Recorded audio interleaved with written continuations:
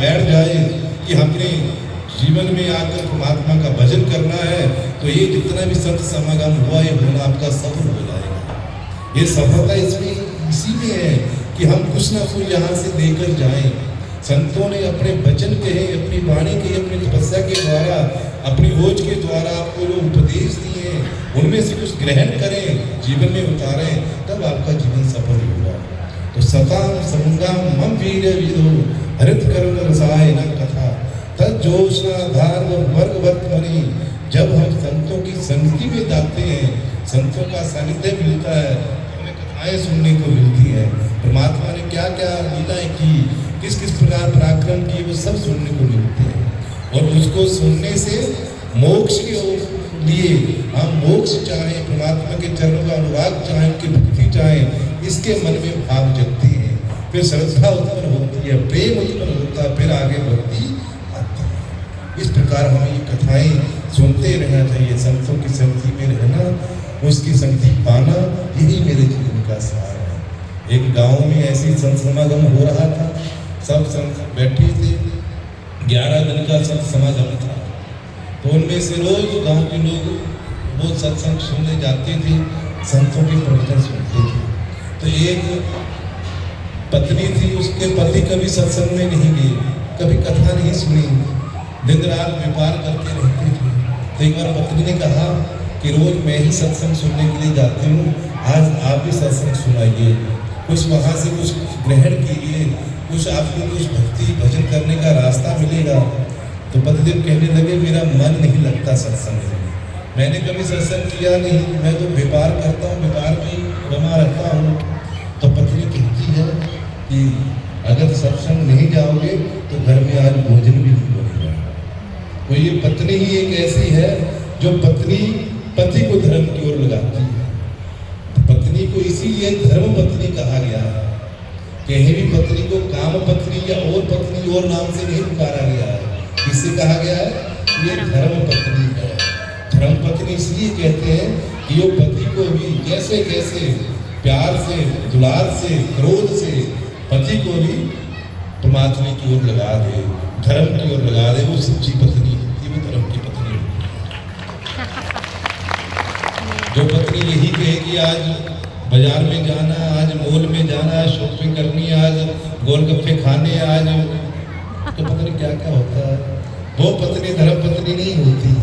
धर्म पत्नी तो वो ही है जो पति को कहो कि चलो मंदिर, चलो शंकर जी को जल चढ़ाना है, चलो महाराज जी के आश्रम में जाकर महाराज जी का दर्शन कर कर आते हैं, उनका आशीर्वाद लेती हैं, चलो आज वहाँ कथा और ये कथा सुनने चाहते हैं, चलो आज वहाँ संत समागम हो रहा उसमें जाते हैं। वो असली पत्नी होती है, वो धर्म पत्नी कहलाती है। तो पति तो कभी गया नहीं, सेठ साहब कभी कथा सुनने गए नहीं, कभी संतों के संग में गए नहीं। पत्नी ने पहले प्यार से, दुलार से समझाया, नहीं समझे तो डांट कर समझा दिया कि आज सत्संग में नहीं जाओगे तो फिर भोजन नहीं मिलेगा शाम। अब सेठ साहब ने सोचा कि भोजन तो करना ही है, भूखे तो रहा नहीं जाएगा। पत्नी कहती चलो झूठे मूठे सत्संग में जा आते हैं। वो झूठे मूठे मनमाना, मन में इच्छा नहीं थी, पर फिर भी पत्नी के कहने पर संतों के संग में समागम हो रहा था, वहाँ आ गए। आए तो वहाँ सब जैसे आपने लोग बैठे हुए हैं, आपके बीच में कुछ बड़ा आदमी आ जाए, कोई राजनीति आदमी आए, तो आप भी सब रास्ता छोड़ोगे, आसन दोगे बैठने के लिए। तो वो भी गांव का बड़ा सेठ था, तो छोटे छोटे लोगों ने देखा कि आज सेठ आए हैं संतों के संग में, तो उठे उठे, बड़ा उनका आदर किया, आइए जी कहा, फिर बैठिए जी, बैठने के लिए जगह दी, आसन दिया, बैठिए जी। अब ये दो शब्द उसने सुन लिए कि मेरा बड़ा आदर करेंगे, आइए जी, बैठिए जी, बैठिए जी। उधर संतों का समागम चल रहा था और सेठ साहब जी को बैठे बैठे नींद आ गई। वो बैठे बैठे सो गए, क्योंकि मन नहीं लगा संतों के संग में, मन नहीं लगा, सो गए। और समागम खत्म हुआ, सब लोग अपने अपने घर चले गए, सेठ साहब जी तो सोए हुए हैं।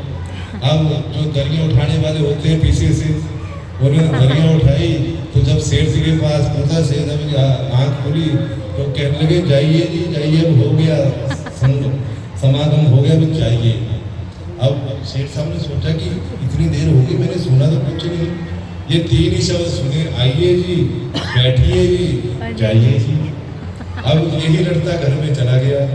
घर में गया तो पत्नी ने पूछा, जाया है, समागम सुना है, प्रवचन संतों की सुना है, उपदेश सुना है? कहते क्या सुनना था? कहते भाई तीन ही शब्द सुनने को मिले। कहते क्या तीन मिले? कहते आइए जी, बैठिए जी और जाइए जी। अब पत्नी ने सोचा कि जाकर वहां सो गए होंगे, नींद आ गई होगी, सो गए होंगे। जब वहां पहुंचे तो आइए जी कहा होगा, किसने बैठने के लिए क्या दिया, जाइए कि जाने के लिए कह दिया। अब पत्नी ने सोचा अगर मैं इसको कहूंगी कि ये तो आपने कुछ भी नहीं सुना, तब इनका मन और भटक जाएगा, इसकी आस्था श्रद्धा नहीं। तो पत्नी ने कहा ये आपको जो वहाँ संत बैठे हुए थे उन्होंने ये मंत्र दिया आपको, ये मंत्र है, ये आइए जी, बैठिए जी, जाइए जी। इस मंत्र को जप लोगे तो आप भवसागर से पार हो जाओगे। तो सेठ साहब जी बड़े खुश हुए, बड़े प्रसन्न हुए कि इतना सरल मंत्र, इतना आसान मंत्र। बस उन्होंने वो रटना शुरू कर दिया, आइए जी, बैठिए जी, जाइए जी, आइए जी, बैठिए जी, जाइए जी। रात में गाता रहा। अब जब रात के 12 बजे तो घर में चोर आ गया है। चोर खिड़की के रास्ते से आ गया। अब वो तो यही रट रहा था, आइए जी।